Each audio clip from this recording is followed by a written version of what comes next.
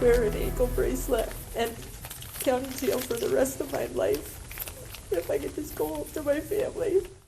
2 years ago this week, a tailor shop seamstress at Clinton Correctional, Joyce Mitchell, was sentenced for smuggling in hacksaw blades and other tools used by inmates David Sweat and Richard Matt to saw and chisel their way out of their cells and through walls and steam pipes underground to this manhole outside the prison in the village of Dannemora. Their escape, the first in more than a century from this maximum security prison, triggered a massive manhunt. These are very dangerous individuals. We're leaving no stone unturned. And he was right. 21 days after breaking out of prison, Richard Matt was shot and killed by a member of this elite border tactical team in woods about 10 miles south of Malone. And then 2 days later, David Sweat was shot and captured by State Police Sergeant Jay Cook just 2 miles from the Canadian border. Today ends with good news. These were really dangerous men, both Matt and Sweat. They were killers.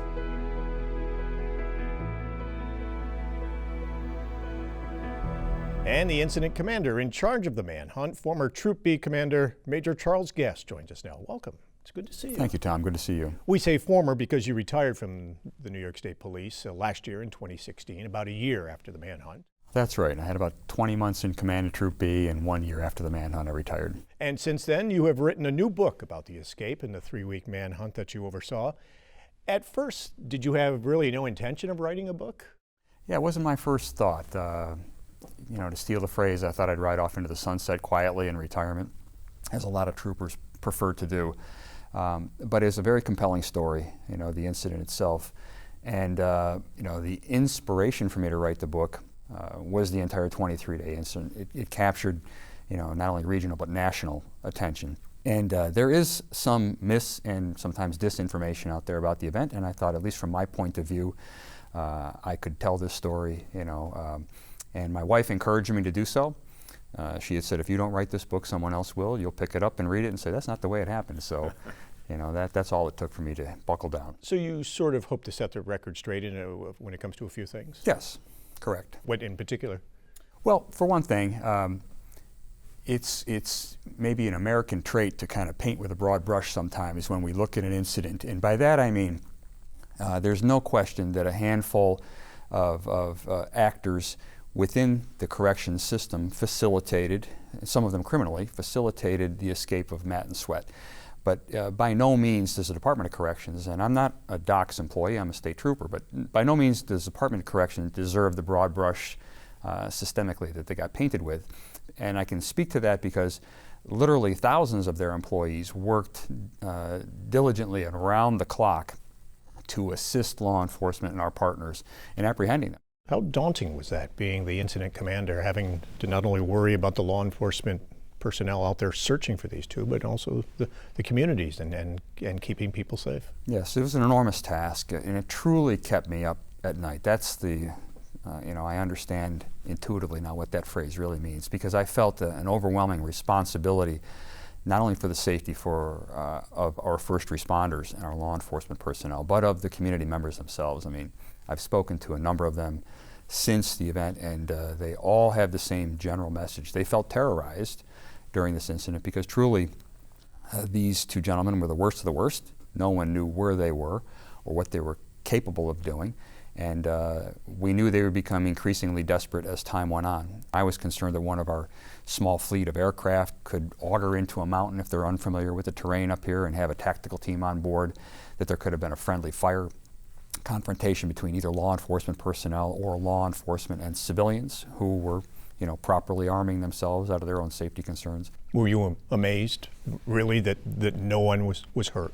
Yes, to put it mildly, I think it's a small miracle. I think someone was watching out for us. As the search was going on, about 2 weeks in, you write in the book that you would notice that there was fatigue. You noticed that the morale was waning a little, and that was on Saturday, June 23rd of 2015.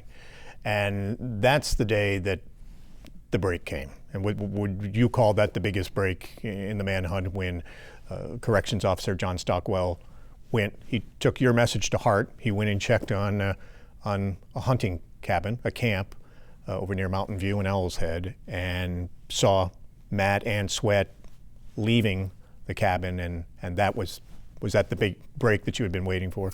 That was the big break. If there ever is a term for that, that was it.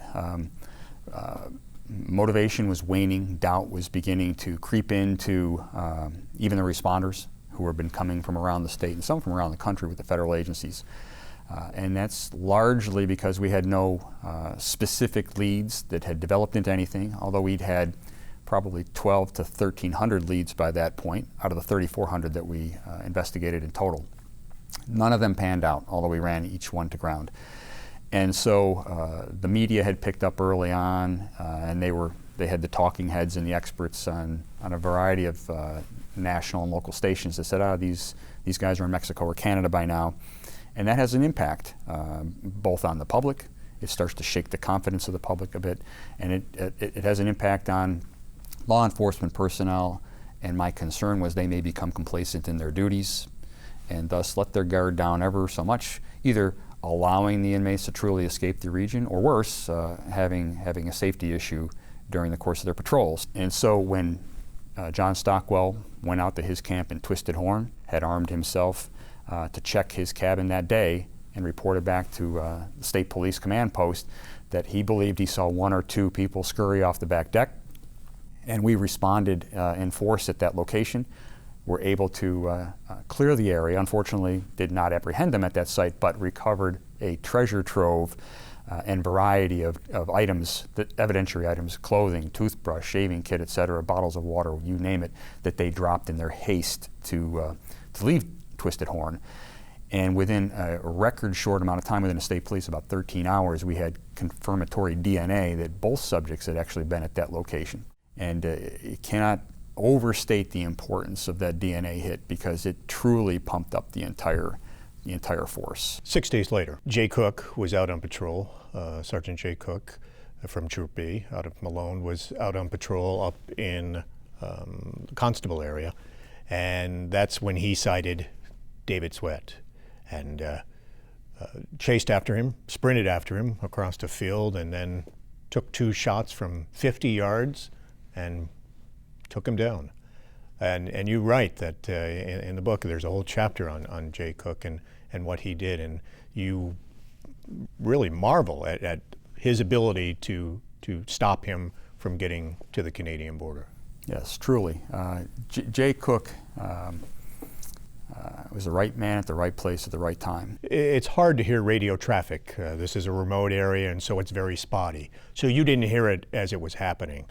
But when you got the call and got the word that Sweat had been stopped, captured, what was your reaction?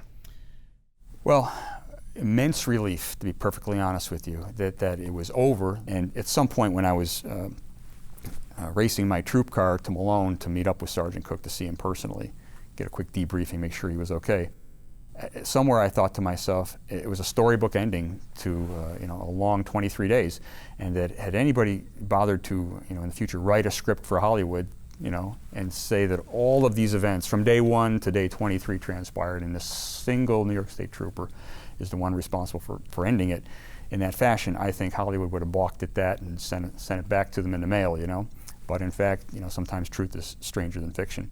You mentioned Hollywood. Right now, you're an advisor to Ben Stiller, the well-known actor, is directing a miniseries for Showtime that's going to come out sometime next year.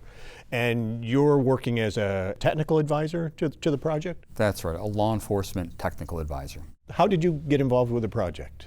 Well, at some point, they had heard that not only did the former major or incident commander for that escape retire from the state police and was now available, but that I had also written a book, or was writing a book, about this subject matter. So one of his production assistants reached out to me and asked if I would consider, they were on a scouting mission in Malone, and asked if I would consider this past June coming up and meeting Mr. Stiller. And I was enormously impressed with his desire to get it right, to portray what I have discussed as the very salient moments of the operations. Sergeant Cook and his effort in the Bortak takedown of Richard Matt, and how the community and corrections and law enforcement came together under very difficult circumstances. I thought that story needed to be told as much, if not more, than the relationships in the prison that allowed this escape to occur. You also have an on-screen role. I do. Do you play yourself? I do play myself. That was unexpected.